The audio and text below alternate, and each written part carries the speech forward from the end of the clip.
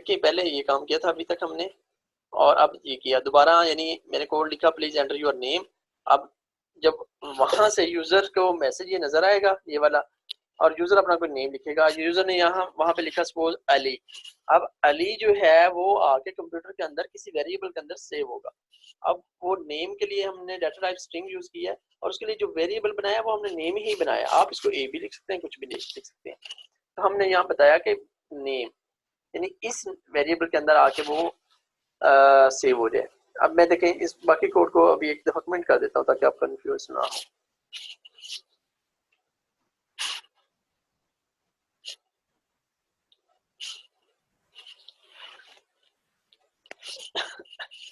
हमने ये मैसेज अभी डिस्प्ले करवाया, please enter your name C in name. Compile किया इसको,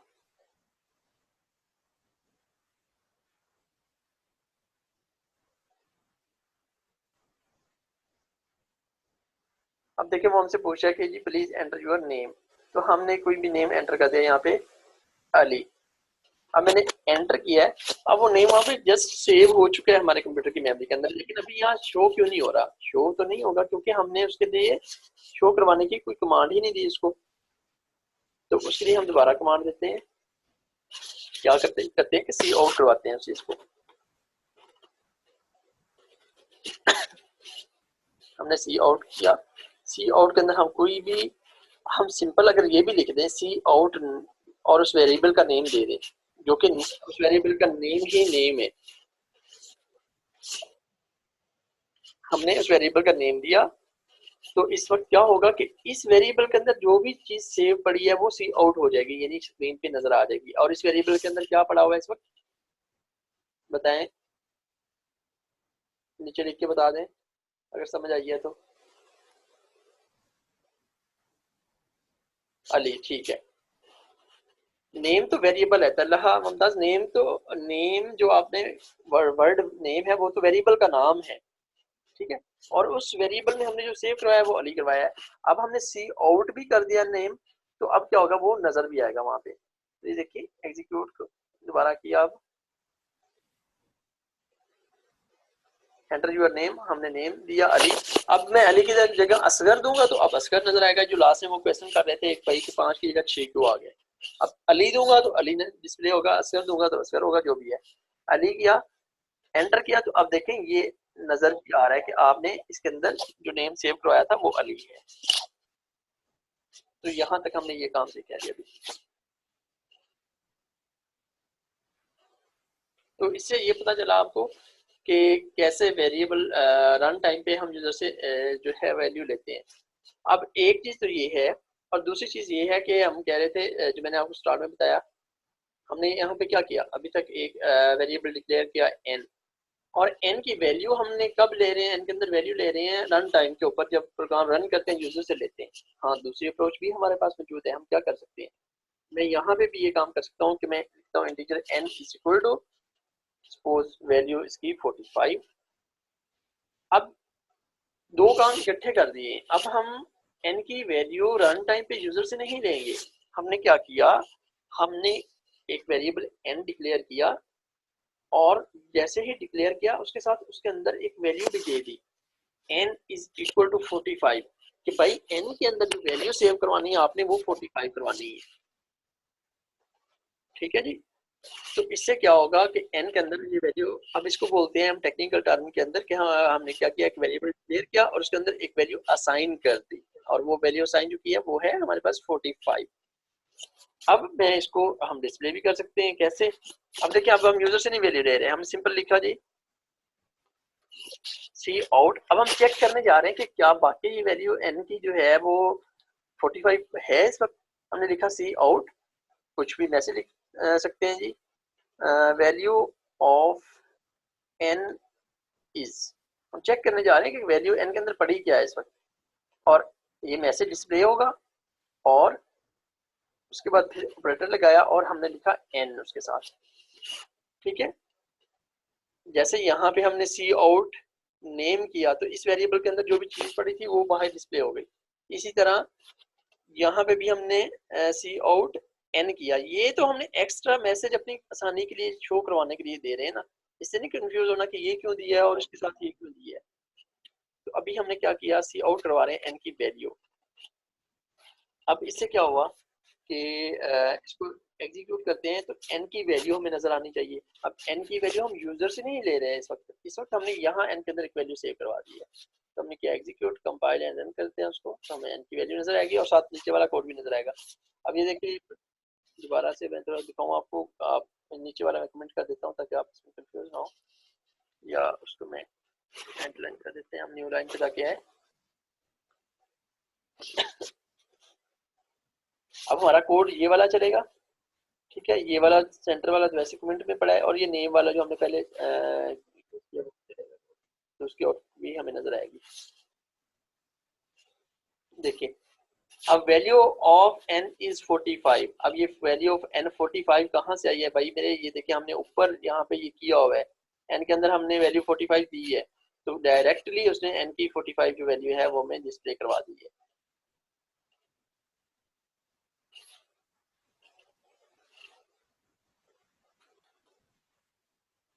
ठीक है जी। और नीचे देखें जो नेम की वैल्यू वो हमने यूजर से ले रहे हैं, हमने नेम की वैल्यू तो नहीं दी उसको, वो हमसे मांग रहा है कि प्लीज एंटर योर नेम, हम नेम एंटर कर देते हैं जी, काशिफ।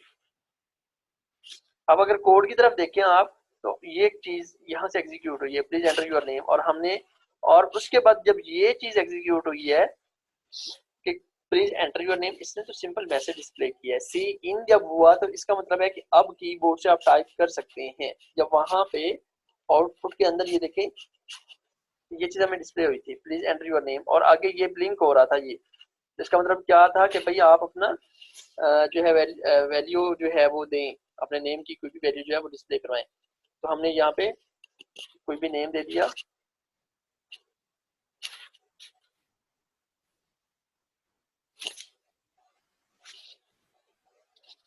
काशिफ, ठीक है। अब फिर थर्ड लाइन पे देखें, यहाँ पे सी आउट नेम कि काशिफ, अब एंटर करने से क्या होगा, पहले तो वो वैल्यू जाके सेव हो जाएगी, फिर नीचे वाली लाइन सी आउट है जो वापस उस नेम को डिस्प्ले करेगी, तो वो देखें वापस एंटर करने के बाद डिस्प्ले हो गई है। तो ये बेसिक चीज थी, ये इम्पोर्टेंट है, जो जो न्यू लोग हैं उनको ये समझ आना जरूरी है।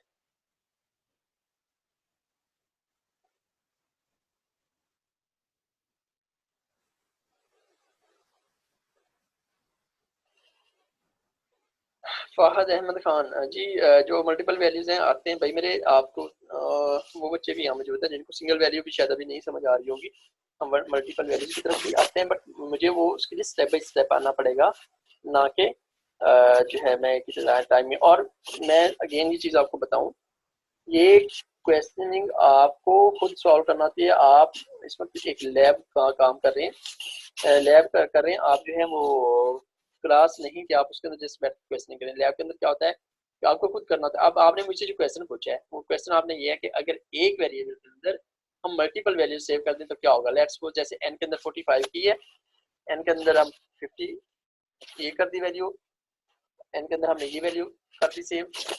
तो अब आपने ये क्वेश्चन पूछा, आप सिंपली आप इसी चीज को, ये देखिए हम मैंने कर दिया आपके सामने, और सिंपल मैं ये वैल्यू ये वाली स्टेटमेंट चलाता हूँ तो आपके सामने रिजल्ट आ जाएगा। कोई इसके अंदर इतनी बड़ी साइंस तो है नहीं, तो आपको खुद चाहिए कि ये चीज करें, ये आपका काम है। ये तो नेक्स्ट लाइन में इस तरह के क्वेश्चनिंग मैं खुद आपसे करूंगा कि भाई आपने कितनी अंडरस्टैंडिंग की है। अब आपको पता होना चाहिए कि इनमें से एन के अंदर कौन सी वैल्यू सेव हो जाएगी, ये वाली होगी, ये वाली होगी, या ये वाली होगी। इस तरह की क्वेश्चनिंग जो आपके माइंड में आता है, ये तो लैब का तो काम ही होता है कि आप उसको बार बार जो है चीज़ों की प्रैक्टिस करते हैं। तो अभी भी आपके कर लें, आपको अभी सामने आ जाएगा, इसका रिजल्ट आ जाएगा। तो जी अभी तक जो हमने ये चीज़ें की हैं वो ये थी। और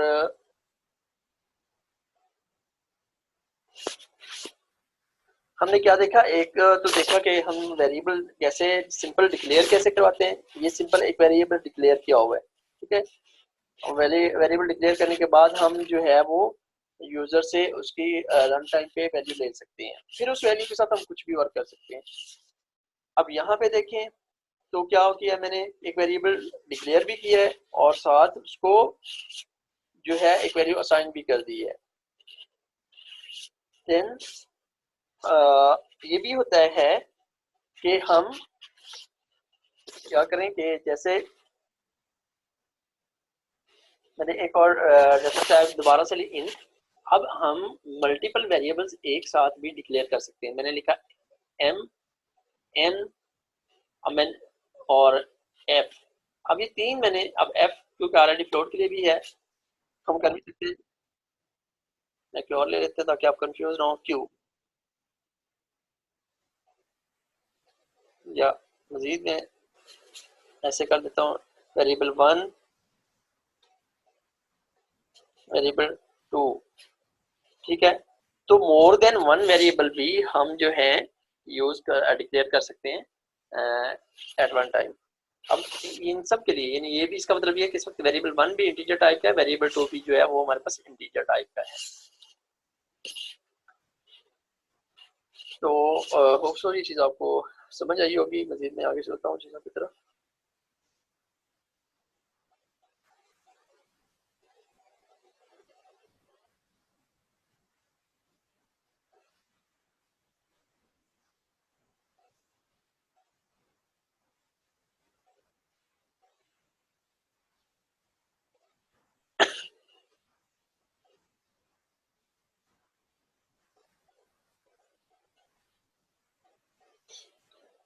मैंने ये देखें जी एक सैम्पल प्रोग्राम भी आपको बना के दिया हुआ है, सेम यही चीज़ जो आप लोगों ने पढ़ी है।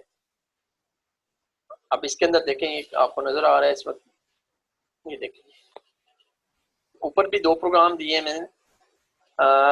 एक तो बूलियन वेरिएबल के लिए दिया है, जिनको अगर आपने ये डाटा टाइप्स क्लास के अंदर पढ़ ली अच्छी तरह तो आप ये कर सकते हैं। देखें कि बूलियन जो है ये बूल फॉर बूलियन एक डाटा टाइप है, और उसका एक वेरिएबल हमने बनाया है फ्लैग के नाम से, उसके अंदर वैल्यू सेव की है फॉल्स।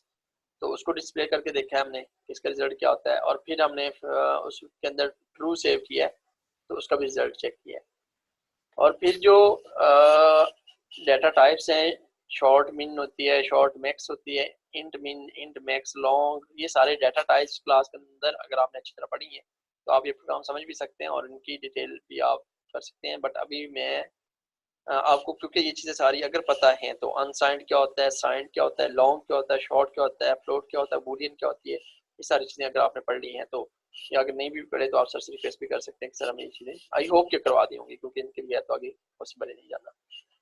जो सैम्पल प्रोग्राम अभी मैं जिस तरह का प्रोग्राम आपको करवा रहा था वो क्या था, ये देखें वही चीज़ दोबारा से देख लें कि यहाँ पे क्या लिखा मैंने, इंट एन, और उसके अंदर एक यानी एन एक वेरिएबल बनाया जिसकी डाटा टाइप इंटीजर है, और उसके अंदर वैल्यू 5 करवा दी है सेव। यहाँ सिंपल मैंने एक इंटीजर वेरिएबल लिया जी एज के नाम से।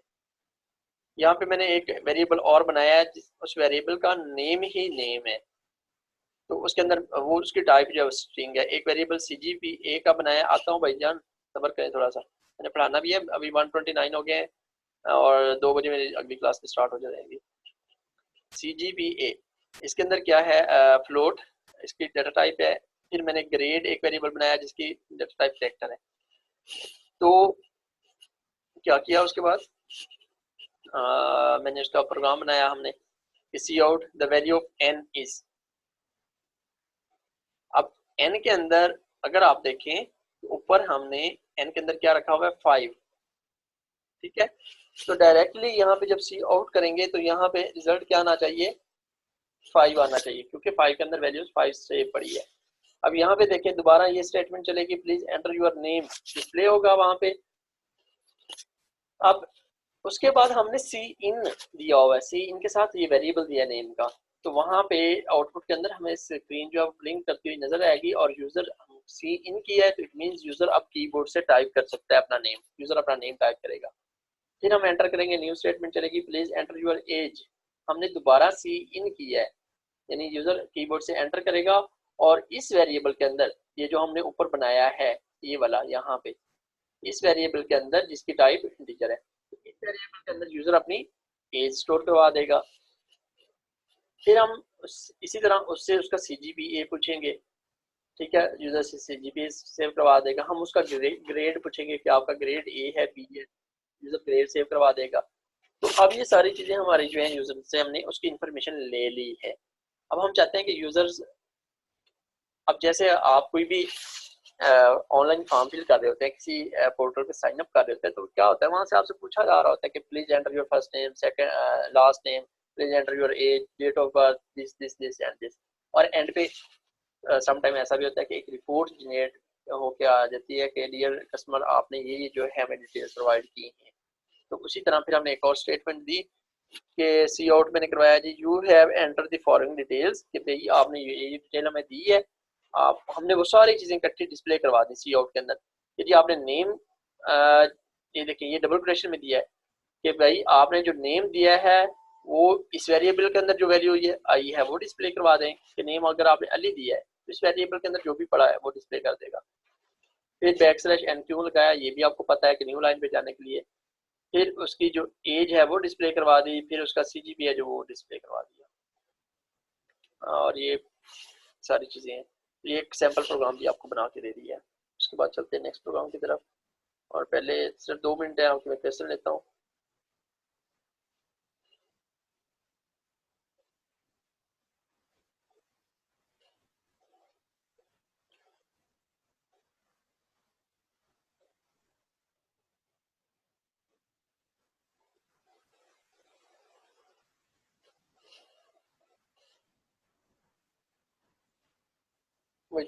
आ जाएंगे कॉल पे जल्दी से। माइक अनम्यूट करें जी, हो गया। Yes sir, thank you so much sir. Welcome. Sir first of all तो मेरा ये क्वेश्चन है कि सी आउट और सी इन।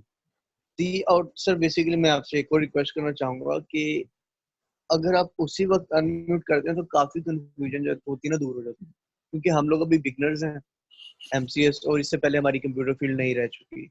ऊपर भी आपने कहा कि शॉर्ट लॉन्ग वगैरह आपको पता होंगे, नहीं पता होंगे तो आप कैरी ऑन कर लें, देख लें, क्योंकि सर हमें तो इसके बारे में कोई गाइडेंस नहीं है। सर मैं टाइम नहीं वेस्ट करता, क्वेश्चन की तरफ आता हूँ। सी इन सी आउट सर, अगर हमें इंटीजर या वेरिएबल्स पुट करने, जैसे कि आपने कहा कि अली लिखेंगे या फिर 5 लिखेंगे तो वो 5 शो होगा सेव होने के बाद। अगर हम लोग डायरेक्ट वहां पर फॉर एग्जांपल सी आउट ही लिखते हैं, cout the value of n, और आगे शो करवाते हैं 5 डायरेक्ट ही, तो वो भी ठीक रहेगा या वो ठीक नहीं रहेगा, या फिर हमें सेव करना लाजमी ही है? ठीक है, आपकी बात मुकम्मल होगी। तो आपका क्वेश्चन कंप्लीट हो गया, मैं आंसर दे सकता हूँ। जी सर। हाँ हाँ, मेरी बात सुने।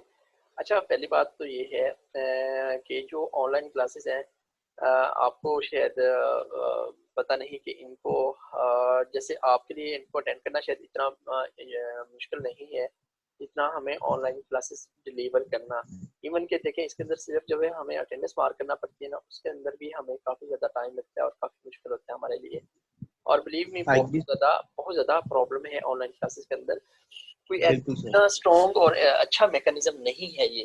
और स्पेशली उन स्टूडेंट्स के लिए जिनको कभी ना मैंने फेस किया हो, जिनको मैंने ना कभी देखा हो, ना मेरे वो स्टूडेंट्स जिन्होंने ना फिजिकली मुझसे कभी मिले हों, क्योंकि क्लास के अंदर टीचर स्टूडेंट की एक अंडरस्टैंडिंग भी बहुत ज़्यादा मैटर कर रही होती है, एक माइंडसेट बेशक। जिनको पता नहीं होता। अब मुझे नहीं पता इस वक्त मेरा कौन सा स्टूडेंट की केमिस्ट्री उसकी क्या है, मेरे से मैच कर रही है नहीं कर रही, बहुत सारी चीज़ें मैटर कर रही हैं इस वक्त और बहुत ज़्यादा इश्यूज हैं।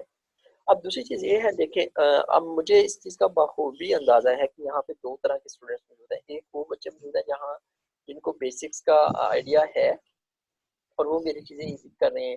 एक आप जैसे वो स्टूडेंट्स भी हैं जिनका कोई कसूर नहीं है, वो एक नई फील्ड में आए हैं, जिनको मुझे पता है कि बेसिक्स के अंदर बहुत ज़्यादा जो है ना वो कन्फ्यूज होती हैं। अब प्रॉब्लम ये है कि मेरे पास टाइम कितना है इस वक्त, 1:30 1 घंटा और 30 मिनट, जिसके अंदर मुझे क्या करना है, अटेंडेंस मार्क करनी है, जिसमें से हमारे पास इस वक्त 1:35 हो चुके हैं और 2 बजे तक हमारी क्लास है। अब इसके अंदर मुझे कंटेंट भी कवर करवाना है, मुझे अटेंडेंस भी मार्क करनी है, और अगर मैं ऐसा करूं कि ऑन स्पॉट आपकी क्वेश्चन के आंसर नो क्वेश्चन आपके लूँ और आंसर करूं, तो पॉसिबल ही नहीं रहता कि मैं आपको एक प्रोग्राम से भी आगे जा सकूं। तो ये सारी चीज़ें, इसमें आपका कसूर नहीं है, मेरा कसूर नहीं है, जो भी कह सकते हैं, ये सारे इश्यूज हैं। फिर भी मैं कोशिश करता हूँ कि जो चीज़ें हैं उनको अपनी तरफ से मैं बेस्ट परफॉर्म करने की कोशिश, डिलीवर करने की कोशिश करता हूँ। जो चीज़ें आपने बताई ऊपर शॉर्ट वो डाटा टाइप्स की। अब वो पूरा थ्योरी का एक टॉपिक है। अगर मैं क्लास में होता, इसमें फिजिकल क्लास में होता और मैं डाटा टाइप्स पढ़ाना स्टार्ट करता, शायद 2 घंटे गुजर जाते मैं डाटा टाइप्स का लेक्चर डिलीवर कर रहा होता।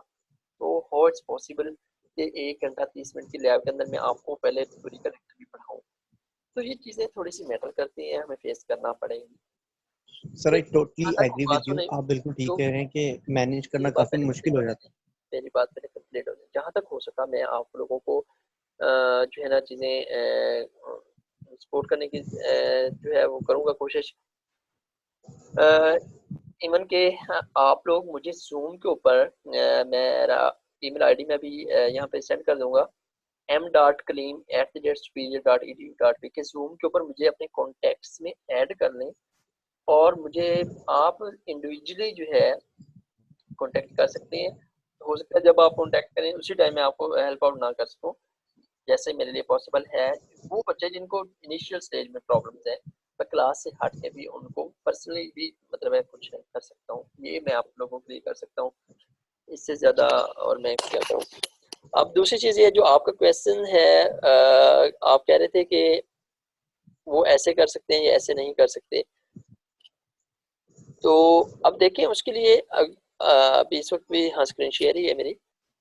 तो अगर तो हमने देखे जैसे यहाँ पे है एक वेरिएबल के अंदर हमने वैल्यू स्टोर करवाई हुई है। अब एन के अंदर है। 5 वैल्यू पड़ी है, सिंपल उसको डिस्प्ले करवाना है तो इस तरह से डिस्प्ले करवा सकते हैं हम।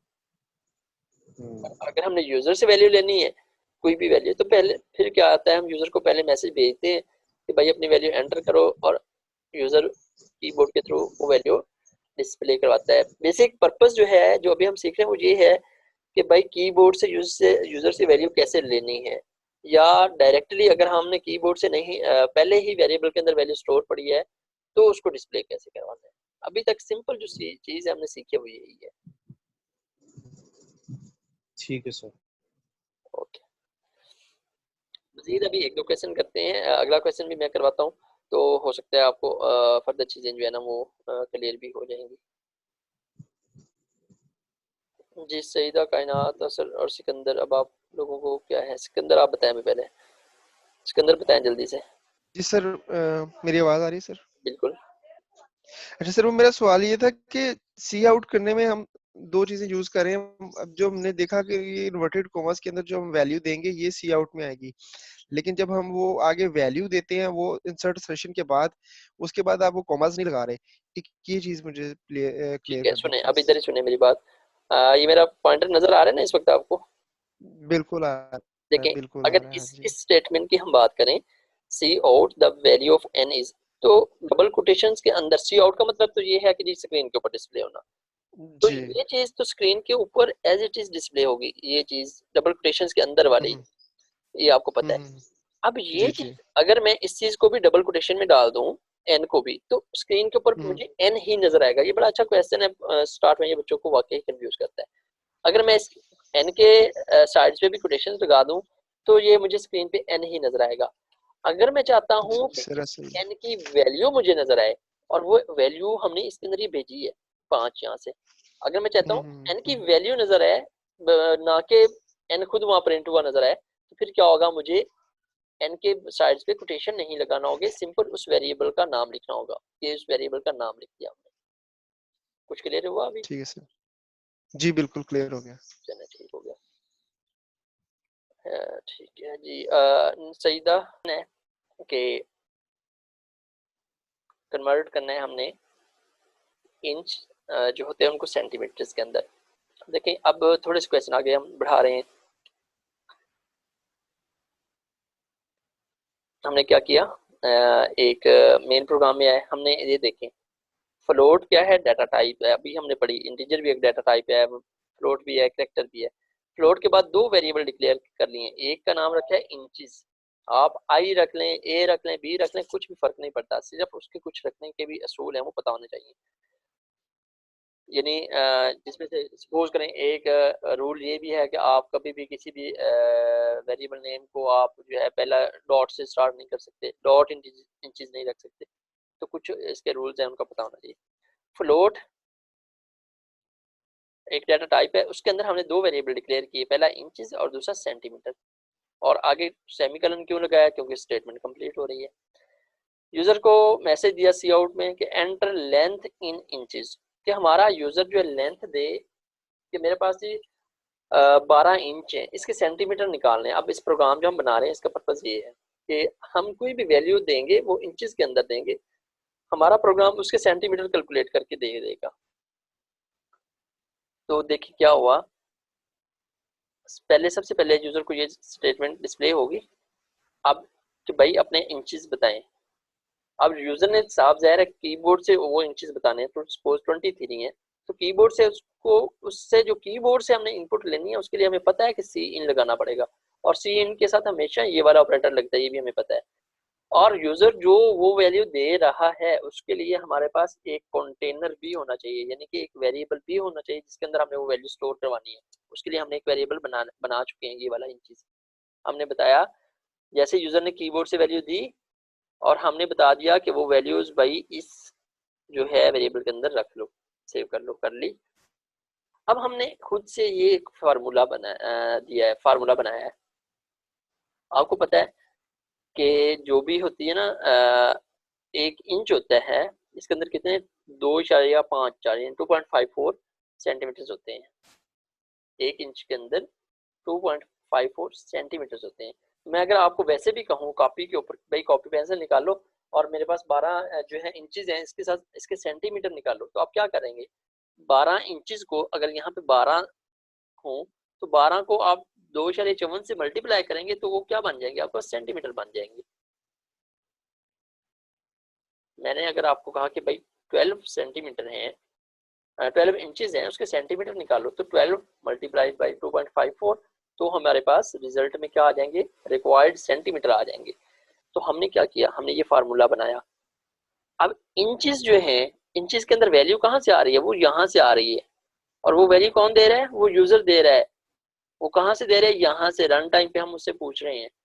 सपोज उसने वैल्यू दी 5, यहाँ पे वो 5 वैल्यू हुई, 5 को हमने मल्टीप्लाई किया इस वैल्यू से, जो रिजल्ट आया वो जाके इस वेरिएबल में सेव हो जाएगा, सी एम का जो वेरिएबल हमने बनाया, और वो वेरिएबल हमने यहाँ बनाया है। अब सी एम के अंदर जब वो वैल्यू सेव हो जाएगी, हम सी एम की वैल्यू को सी आउट करवाएंगे तो हमें उसका रिजल्ट पता चल जाएगा। सिंपल सी बात है। मैं ये करके भी आपको दिखा देता हूँ। मैं जैसे कॉपी पेस्ट कर रहा हूँ, due to shortage of time हमारी मीटिंग भी एंड होने जा रही है। अच्छा यहाँ पे देखें ऊपर स्टार्ट में आपको लिखा हुआ आ रहा है हैश इंक्लूड, और यहाँ कोई और चीज़ आ गई भाई, पहले तो हम पढ़ रहे थे आयो स्ट्रीम, ये क्या चीज़ आ गई, तो भाई यहाँ पे कोई और जो है वो हेडर फाइल लगाया हुआ है किसी और पर्पस के लिए, कोई मैथ का फंक्शन परफॉर्म करने के लिए हो सकता है। तो हमें पता है कि यहाँ पे हर प्रोग्राम के अंदर उसकी नेचर के अकॉर्डिंग हम डिफरेंट हेडर फाइल्स लगा सकते हैं, लेकिन एक चीज़ यहाँ मिसिंग है कि हमने क्योंकि इनपुट और आउटपुट करवा रहे हैं स्क्रीन के ऊपर, तो ज़रूरी है उसके लिए हमें आईओस्ट्रीम वाला हेडर फाइल तो लगाना ही पड़ेगा। हो सकता है इसकी तो इस प्रोग्राम में ज़रूरत ना हो, बट जो आईओस्ट्रीम वाला है वो तो ज़रूरी है, हम उसको तो इंक्लूड करेंगे ही। हैश इंक्लूड आईओस्ट्रीम और यूजिंग नेमस्पेस std।